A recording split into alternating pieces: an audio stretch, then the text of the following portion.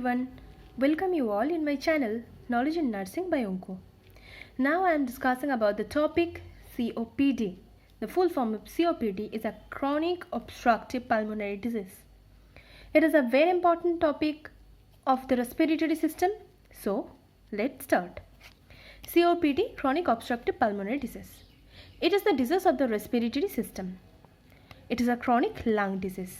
And here obstructed airflow is happened.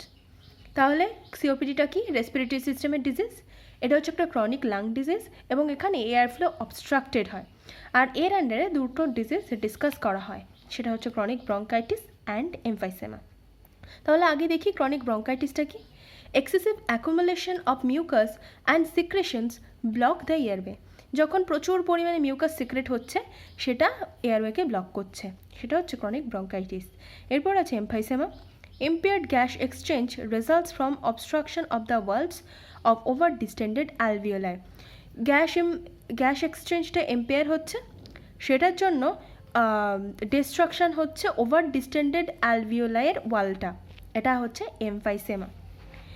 এরপরে দেখি এর কিছু অল্টারনেটিভ নাম। অল্টারনেটিভ নেমের মধ্যে কী কী আছে?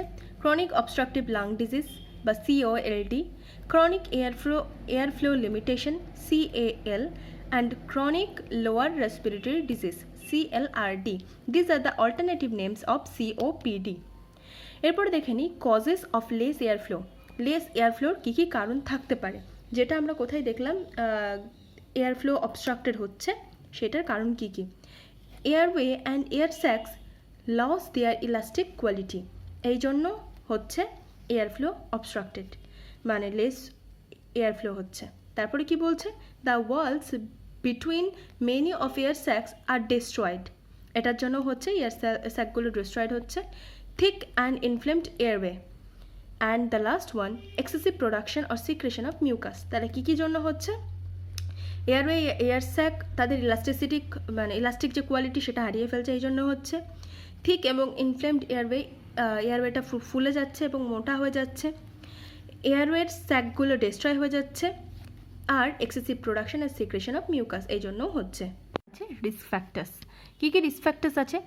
সব থেকে কমন রিস্ক ফ্যাক্টর যেটা সেটা হচ্ছে smoking, second hand smoker, previous history of respiratory infection, asthma থাকলে তাদের এটা ট্রিগারিং ফ্যাক্টর হিসেবে কাজ করে, under developed lungs, aged person, air pollution, occupation exposure, এগুলো হচ্ছে রিস্ক ফ্যাক্টর। এরপর আছে ক্লিনিক্যাল ম্যানিফেস্টেশনস বা sign symptoms. Chronic cough, wheezing, phlegm mucus thicker than normal due to illness, coughed up from respiratory tract, dyspnea, tightness of chest, respiratory failure, tachypnea, hypertension, tachycardia, sweating, fatigue, weakness, restlessness, weight loss, prolonged expiration. এরপরে আমরা যারা দেখেছি COPD patient তারা সবাই জানি যে সেই সমস্ত পেশেন্টের প্রচণ্ড পরিমাণ সোয়েটিং হয়, ট্যাকিকার্ডিয়া থাকে, ট্যাচিপনিয়া থাকে, টাইটনেস অফ চেস্ট থাকে, ডিজনিয়া দেখতে পায়, রেসপিরেটরি ফেলিওর হয়, হাইপার টেনশন থাকে এবং কখনো কখনো হাইপোটেনশনও দেখা যায় অ্যাসোসিয়েটেড ফ্যাক্টর হিসেবে, ফ্যাটিক থাকে, প্রলংড এক্সপিরেশন হয়, ক্রনিক কাফ, উইজিং সাউন্ড এগুলো দেখা যায়।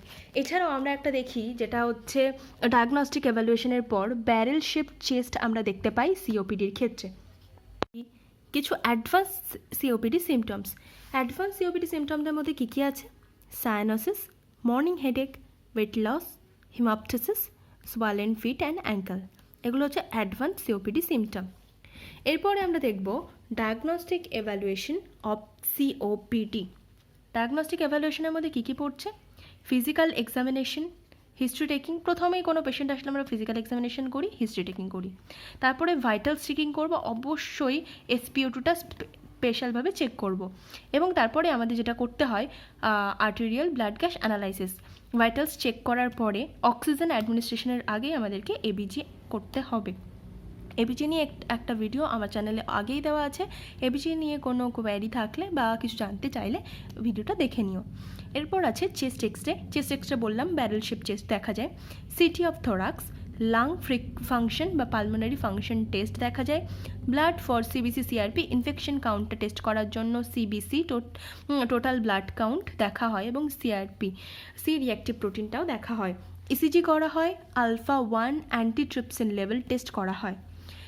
এই টেস্টগুলো বা এই ডায়াগনস্টিক এভ্যালুয়েশনগুলো ফলো করা হয়। এরপর আছে ম্যানেজমেন্টের মধ্যে যেহেতু প্রথম রিস্ক ফ্যাক্টরই ছিল স্মোকিং, তাই অবশ্যই কুইট স্মোকিং পুরোপুরি বাদ দিতে হবে। তারপর আছে কি ব্রঙ্কোডাইলেটার্স মেডিসিনস দিতে হবে, স্টেরয়েডস বা অ্যান্টি ইনফ্লামেটরি ড্রাগস অ্যাডমিনিস্টার করতে হবে, অ্যান্টিবায়োটিক্স, মিউকোলাইটিক্স, ইমিউনাইজেশন। যে সমস্ত পেশেন্টরা মানে রিস্ক ফ্যাক্টরের মধ্যে পড়ে প্রিভিয়াসলি, তাদেরকে ইনফ্লুয়েঞ্জা নিউমোকক্কাল ভ্যাকসিনেশন আগে থেকে দিয়ে রাখতে হবে বা দিতে হয়, nebulisation, oxygen therapy, breathing exercise, diuretics and catheterisation, dietary modification. এর মধ্যে আরেকটা জিনিস মাথায় রাখতে হবে, এই সিওপিডি পেশেন্টদের অক্সিজেন থেরাপি আমরা যেটা দেবো, তখন আমরা কখনোই টার্গেট সিওপিডি কিন্তু 100%, টার্গেট এসপিও2 কিন্তু 100% রাখবো না, সেটা হবে 84%। 84%-এর উপরে আমরা যাব না, সেক্ষেত্রে পেশেন্টের প্রবলেমটাই বেশি হয়।